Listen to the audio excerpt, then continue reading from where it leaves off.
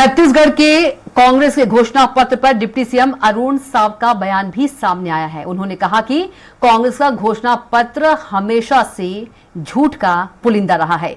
झूठे वादों से जनता की आंखों में धूल झोंकती है कांग्रेस जन विरोधी और राज्य, देश और जनता के हितों के विपरीत काम करती है। कांग्रेस जनता और उनके नेताओं से दूर हो चुकी है। पत्र की वास्तविकता हमेशा वो झूठ का पलिंदा होता है।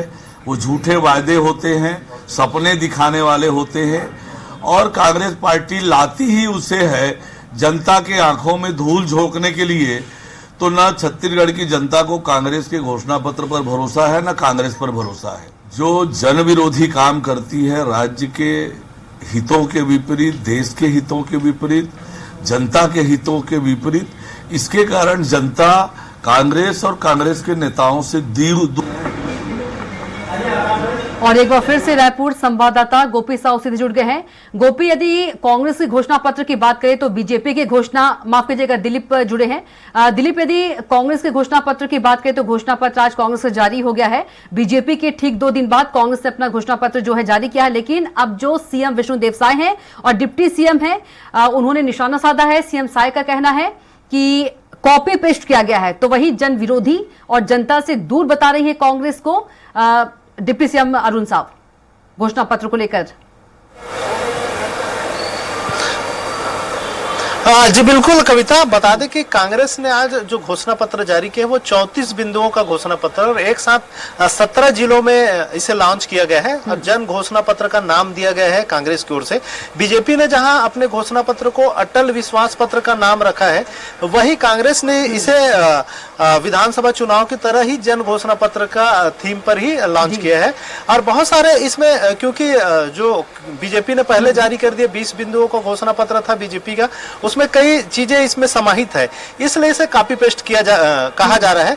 क्योंकि यूजर चार्ज को युक्तिकरण की बात हो, आवारा पशुओं से निपटारे की बात हो, या स्कूल कॉलेजों में सैनिटरी नैपकिन वितरित करने की बात हो, या फिर वाईफाई लगाने की बात हो सार्वजनिक जगहों पर, तो बहुत सारे ऐसे चीजें हैं जो बीजेपी के घोषणा पत्र में भी शामिल किया गया है, जिसे कांग्रेस के घोषणा पत्र में भी नजर आ रहे हैं। इन्हीं तमाम बिंदुओं को देखते हुए सीएम विष्णुदेव साय ने तंज कसते हुए कहा कि कांग्रेस ने अटल विश्वास पत्र यानी कि बीजेपी के घोषणा पत्र की कॉपी पेस्ट की है। और इसके साथ ही साथ जो अरुण साव है डिप्टी सीएम, उनका भी ये बयान है। उन्होंने भी कहा है कि कांग्रेस लगातार झूठे वादे करते रही है, पिछले चुनाव में भी जो वादे किए थे उसे पूरा नहीं किया गया है और एक तरह से झूठ का पुलिंदा उन्होंने करार दिया है। तो इस तरह से दोनों मुख्यमंत्री और उप मुख्यमंत्री दोनों ने कांग्रेस की घोषणा पत्र को नकारते हुए इसे महज कॉपी पेस्ट बताया है। जी बिल्कुल, यदि कांग्रेस के घोषणा पत्र पे बात करें दिलीप, तो महिलाओं पर खासा फोकस किया गया है, पत्रकारों की सुरक्षा पर भी फोकस किया गया है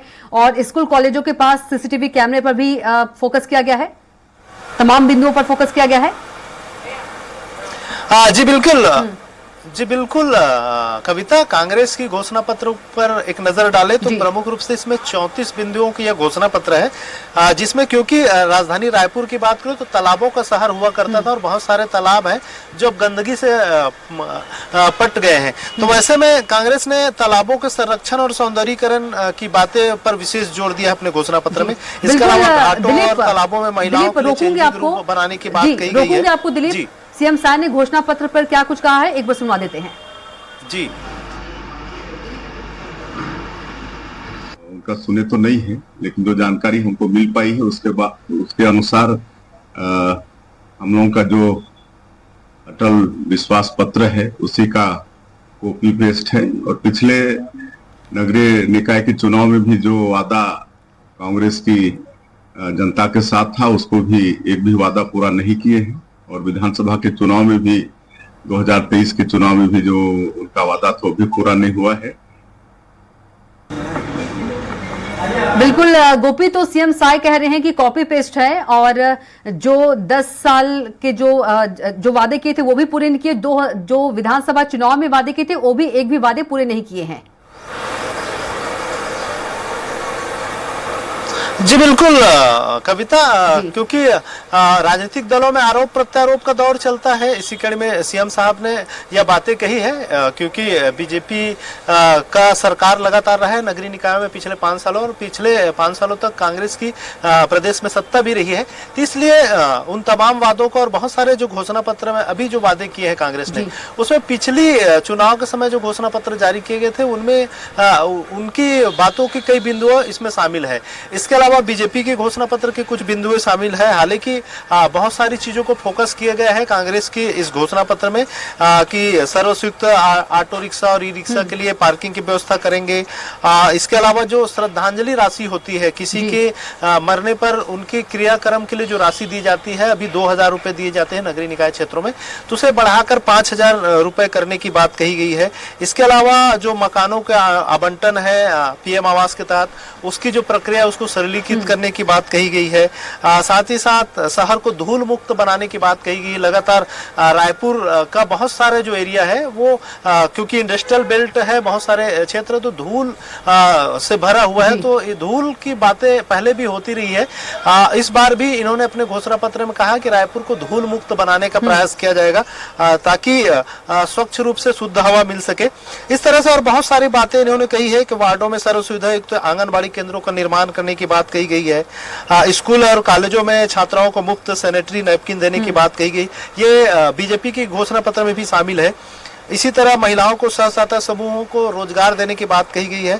अभी जिस तरह से पिछली सरकार ने गोठानों और रीपा के माध्यम से, रूरल इंडस्ट्रियल पार्क के माध्यम से स्व सहायता समूहों को बहुत सारे काम दिए थे, लेकिन क्योंकि सत्ता बदलने के साथ ही साथ गोठान बंद कर दिए गए हैं, रीपा भी लगभग बंद हो गए हैं जहां जहां थे, तो ऐसे में बहुत सारे महिला स्व सहायता समूह है वो बेरोजगार हो गए, तो उनको रोजगार देने की बात कही गई है। इसके साथ ही साथ मुख्य रूप से बात करें, युवाओं को भी फोकस किए गए। युवाओं को रोजगार देने के लिए साथ साथ सभी निकाय क्षेत्रों में यूथ हब बनाने की बात कही गई है कांग्रेस की घोषणा पत्र में। इसके अलावा पत्रकारों के लिए भी बात कही गई कि हाईटेक रेस्ट रूम बनाया जाएगा, ताकि जो भी शहरी क्षेत्र के पत्रकार हैं वो वहां पर आराम कर सके, उनको रुकने की सुविधा हो, इस तरह की बात कही गई। सब्जी बाजार को सुधारने की बात कही गई, आवारा पशुओं से मुक्ति दिलाने की बात कही गई। हालांकि यह बातें दोनों पार्टियों के जो घोषणा पत्र है उसमें लगभग सिमिलर है, बहुत सारी बातें एक ही है। लेकिन आवारा पशुओं की बात करें, पिछली समय जब बीजेपी की सरकार थी, रमन सिंह की सरकार थी, तब भी बहुत सारे आवारा पशु मौजूद थे। उसके बाद पिछली सरकार ने गोठान लाकर बहुत सारे जो गाय हैं उनको व्यवस्थित करने का प्रयास किया, लेकिन इसके बावजूद भी सड़कों पर गौ माताएं नजर आती रही हैं। और इस बार भी पिछले साल भर से हम देख रहे हैं कि तमाम गौठाने बंद हो गई और आवारा पशु पूरे सड़कों पर नजर आ रहे हैं। अब किस तरह उनका प्रोग्राम होगा, किस तरह की प्लानिंग करेंगे, ये तो कहने की बातें हैं, लेकिन बहुत सारी जो बातें घोषणा पत्र में रहती है वो 5 सालों के बाद भी वही की वही मौजूद रहती है। अब देखना होगा ये घोषणा पत्र जारी किए गए हैं, चाहे किसी की भी नगरीय निकायों में जीत हो या नगर पंचायतों में जीतते हो, नगर सरकार जो बनाती है, जो सत्ता में आती है, कितने अपने वादों पर खरे उतरती है, ये देखने वाली बात होगी। जी बिल्कुल। हमारे साथ जुड़ने के लिए, तमाम महत्वपूर्ण जानकारी देने के लिए दिलीप, आपका बहुत ही धन्यवाद।